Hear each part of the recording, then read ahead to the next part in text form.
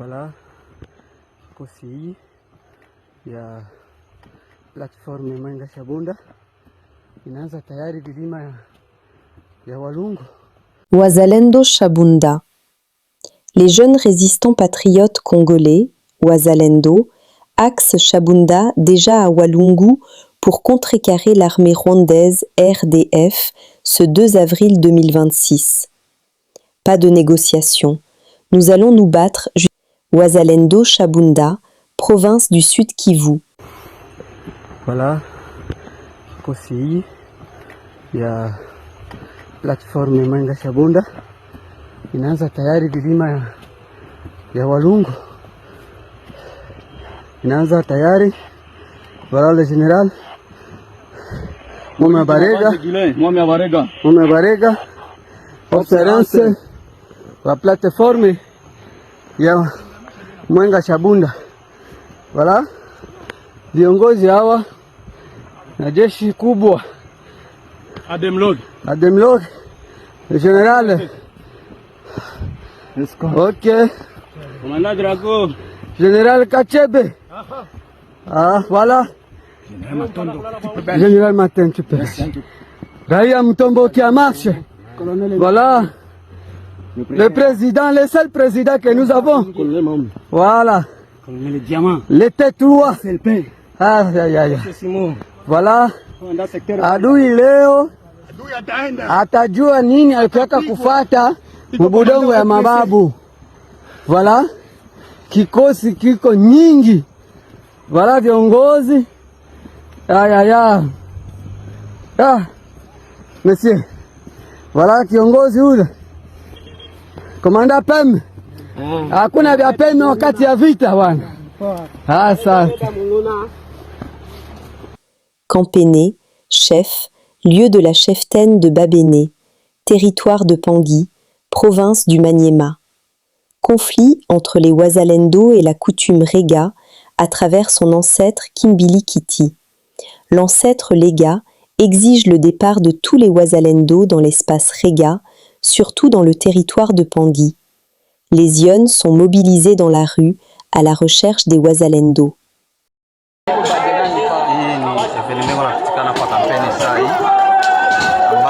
Wazalendo walikuwa naleta fujo mingi sana na asili inatomboka. Ndio ile nyumba ile mkono wake wanatoka moshi kule wanaitia moto ile manjanje huko. Kwa nyumba mama magungu pale besha ilunguza na hapa leo hii ya sasa hivi hapa kampeni ndio wanafanya hivi.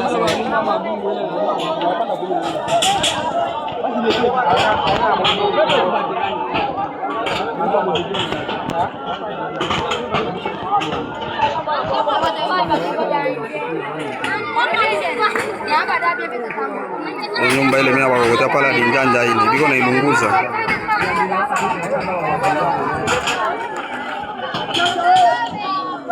Sisi watu wanateseka. Wanateseka sana.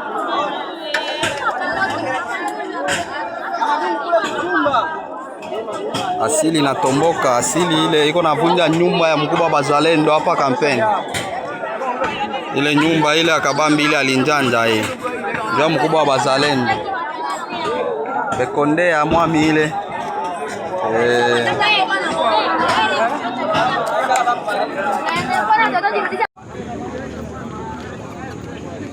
Ile banafunga njia hapa mpark.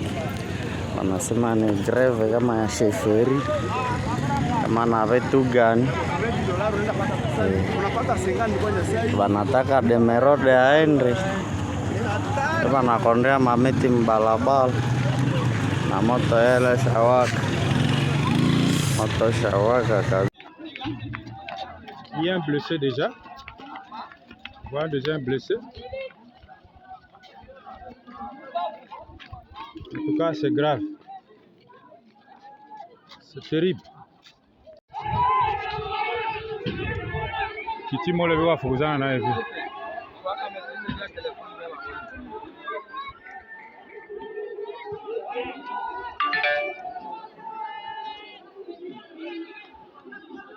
le ministre des Transports et Voies de Communication, Jean-Pierre Bembap, est arrivé à Bunia, chef-lieu de la province de Ituri, ce mercredi 1er avril 2026.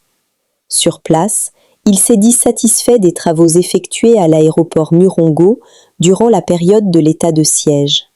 À sa descente d'avion, Jean-Pierre Bemba Gombo a été accueilli par les commandants des opérations et gouvernants militaires de l'Ituri, le lieutenant-général Luboyanka Chamadjoni, entouré des membres du comité provincial de sécurité. Première étape, visite de la tour de contrôle modernisée par l'entreprise congolaise Mogabaon.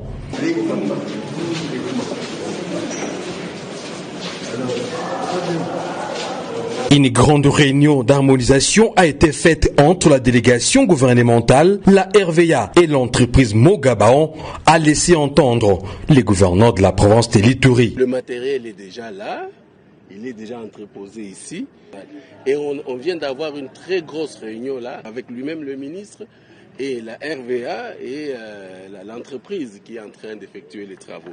Et donc là, on a coordonné et donc c'est pour ça que nous disons dans les 3 mois, nous pourrons bien finir. Et dès que tout sera fait, le chef de l'État pourra venir pour inaugurer. S'agissant de la qualification de Léopard de la RDC à la Coupe du Monde, le lieutenant-général Luboyanka Chamadjoni a dédié cette gloire aux Ituriens. Dès le début, nous avions déjà proclamé que l'Ituri, sa population, elle est unique. Et voilà, aujourd'hui, c'est notre fils qui vient de nous ouvrir 52 ans après. Un fils iturien. Est-ce qu'on ne peut pas être content avec ça? Est-ce que maintenant vous pouvez me rejoindre pour les sceptiques? Offrons à Axel Twanzebe la paix. Disons-lui que Axel, tu as marqué le but. Nous aussi, nous allons marquer un deuxième but. C'est la réconciliation, le pardon. À travers la visite de la piste et du tarmac, Jean-Pierre Bemba a voulu se rassurer que la piste répond aux normes de sécurité internationale. C'est une piste intelligente qui promet une sécurité optimale, quelles que soient les conditions météorologiques. L'atterrissage des deux Boeing la semaine dernière, ici à Bunia, a marqué les débuts d'une nouvelle ère pour les ciels de l'Ituri. Goma, un incendie fait d'importants dégâts, plusieurs familles touchées. Un incendie de grande ampleur s'est déclaré dans la nuit de jeudi, vers 22h45, au quartier Katoyi, commune de Karisimbi, non loin de Maranatha, dans la ville de Goma. D'après les premières informations, plusieurs habitations ont été endommagées, laissant de nombreuses familles sans logement, contraintes de passer la nuit dehors. Le bilan provisoire évoque une situation très grave, avec plusieurs membres d'une même famille portés disparus après le drame. Les circonstances exactes restent encore à clarifier. Sur place, certains habitants signalent un retard dans l'arrivée des secours, alors que le feu avait déjà causé d'importants dégâts. Les autorités devraient communiquer davantage d'informations dans les prochaines heures. Dossier à suivre. La réaction du gouverneur de la province de l'Ituri, le lieutenant-général Luboya Nkashama Johnny, réagit à la qualification de Léopard de la RDC, dont le but a été marqué par Axel Twanzebe, l'originaire de la même province, Ituri. Je vous ai dit, cette fois-ci c'est l'Ituri. Nous avions déjà, dès le début, nous avions déjà proclamé que l'Ituri, sa population, elle est unique. Et voilà, aujourd'hui, c'est notre fils qui vient de nous ouvrir 52 ans après. Un fils iturien. Est-ce qu'on ne peut pas être content avec ça? Est-ce que maintenant vous pouvez me rejoindre pour les sceptiques? Parce que chaque fois quand je parle, ils disent « Ah non, mais celui-là, non, il dit des choses. » Mais maintenant, là, vous pouvez maintenant me rejoindre parce que vous avez vu que tout ce que je vous ai dit s'est transformé en vérité. Notre fils nous a offert ce cadeau-là. Et aujourd'hui, tout le monde a les yeux braqués sur l'Ituri. C'est quoi les Ituriens? C'est qui les Ituriens? Qu'est-ce qui se passe là-bas? Comment est-ce qu'on peut avoir un enfant, un fils de l'Ituri qui arrive et il nous a qualifiés? Quelle joie, quel honneur! Offrons à Axel Twanzebe la paix. Disons-lui que Axel, tu as marqué le but. Nous aussi, nous allons marquer un deuxième but. C'est la réconciliation, le pardon.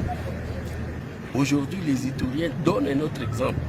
Aujourd'hui, les Ituriens donnent un autre message. Donc, accompagnons notre fils. Hein. Ne lui foutons pas la honte. Ne lui foutons pas la honte, de grâce.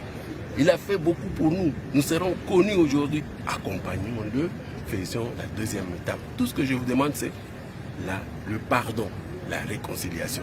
Le reste, l'Iturien, il est extraordinaire. À peine installé à la tête du ministère de la Défense nationale et des anciens combattants, Maître Guy Kabombo Modianvita imprime sa méthode. Remettre l'armée en condition selon un triptyque clair: formation, équipement et casernement. Sur le terrain, la stratégie se déplace en détour. D'est en ouest, le vice-premier ministre multiplie les itinérances, inspecte les régions militaires, échange avec les troupes, mesure les réalités. Objectif: rompre avec l'improvisation et ancrer la réforme dans le concret.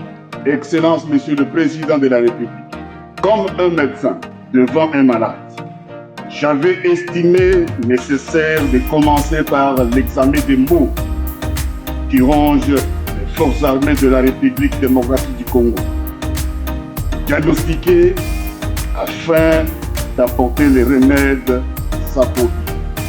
C'est pourquoi, dans les 6 premiers mois ayant suivi ma nomination, j'ai entamé les missions d'itinérance dans les différentes unités de forces armées de la République démocratique du Congo à travers les territoires nationaux qui m'ont conduit tour à tour. Ici, à la 11e région militaire, garnison de Kenge, Kikwit et Bandondoville. À la 12e région militaire, garnison de Bazangungu, Tombangadio, Matadi, Goma, Kitona et Banane. La 13e région militaire, garnison de Mbandaka, Wende, Sala, Kemena, Badolite et Kotakoli. 14e région militaire, unité de la garnison de Kinshasa. La 21e région militaire, visiter les garnisons de Mbujima, Kananga, Chikapa, Kabinda, Gandajika, Mweneditu et Loto. À la 22e région militaire, garnison de Koluis, Kumbashi, Bikasi, Kipushi, Kasumbalefa, Mokambo, Kamina, Kaleni et Moba. À la 31e région militaire, visiter les garnisons de Kisangani et Buta. 32e région militaire, les garnisons de Punya, Isiro, Chomia et Kasseni. La 33e région militaire, les garnisons d'Ouvira, Kindu et Lokando. Et à la 34e région militaire, les garnisons de Goma, Eni, Botembo, Bero, jusqu'à la ligne de front à Kichimbiro. Fort de ces constats, un plan se met en place. Restructurer, moderniser, rebâtir. Dans la droite ligne de la vision du commandant suprême des FARDC, Félix Antoine Tshisekedi Tshilombo, l'armée congolaise amorce une mutation progressive. Formation renforcée, équipement adapté aux exigences du front, infrastructures modernisées, la dynamique est enclenchée. Et les résultats commencent à se matérialiser. Excellence, Monsieur le Président de la République, lorsqu'il a plu à votre suprême autorité de me nommer à la tête du ministère de la Défense nationale et anciens combattants, m'avaient été assignées 2 missions.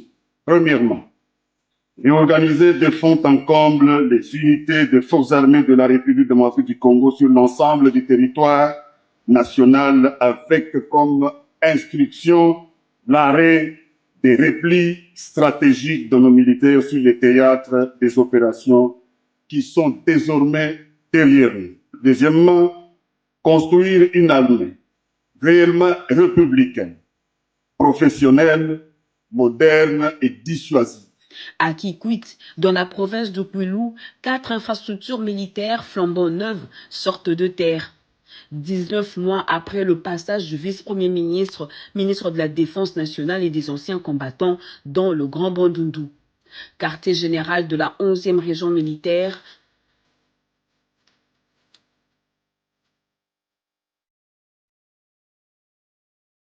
hôpital militaire régional,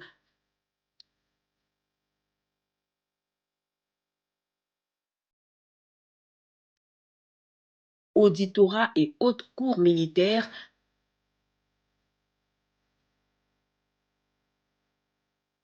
messe des officiers, un dispositif complet qui redéfinit l'architecture militaire locale. Le 25 mars 2026, malgré une pluie battante, le président de la République, Félix-Antoine Tshisekedi Tshilombo, fait le déplacement. Accueilli par Maître Guy Kabombo Modianvita et les autorités locales, le chef de l'État inaugure le quartier général de l'état-major de la 11e région militaire. Un geste fort, salué par une population venue nombreuse, symbole d'un soutien affirmé aux forces armées.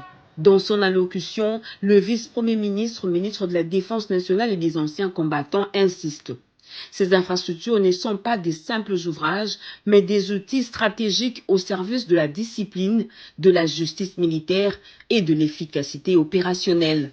Il appelle les bénéficiaires à en faire un usage exemplaire tout en réaffirmant son engagement à rendre irréversible la modernisation des FARDC.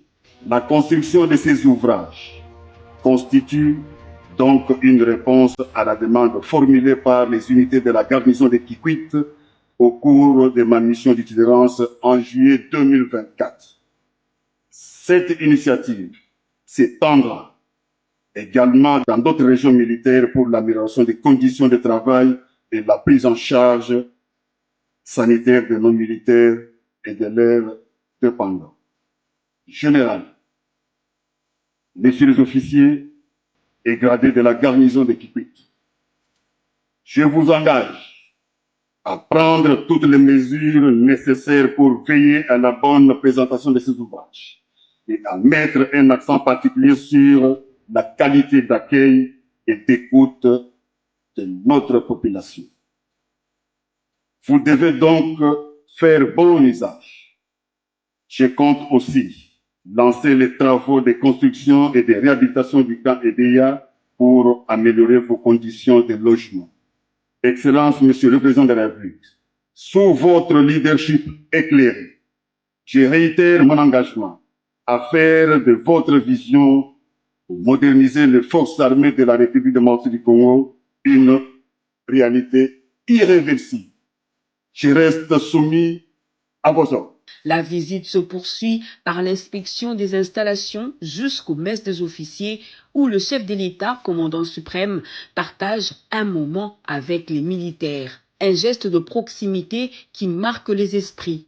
Le lendemain, il enchaîne avec la visite de l'auditorat et de la haute cour militaire, consolidant ainsi l'ancrage institutionnel de la réforme. Seul point en suspens, l'hôpital militaire régional, pourtant pièce maîtresse du dispositif sanitaire, n'a pas pu être visité en raison d'un agenda présidentiel chargé.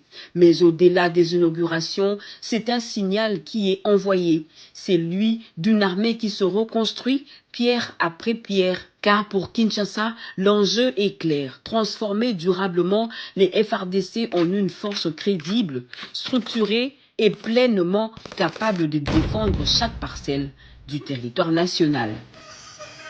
Nous sommes arrivés à la fin de cette édition. Merci à vous de nous avoir suivis jusqu'ici.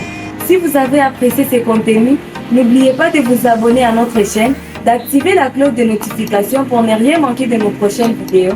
Likez et partagez cette vidéo. On se retrouve très prochainement. À bientôt.